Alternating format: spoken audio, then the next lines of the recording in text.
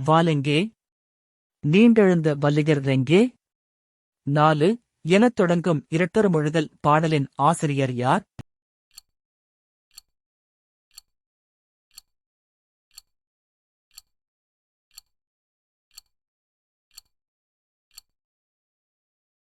சரியான விடை சி.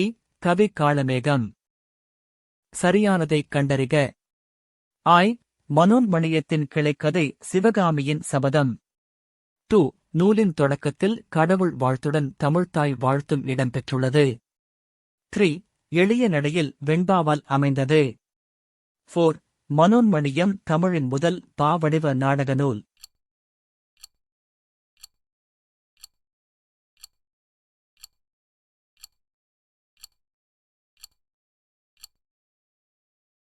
சரியான விடை சி.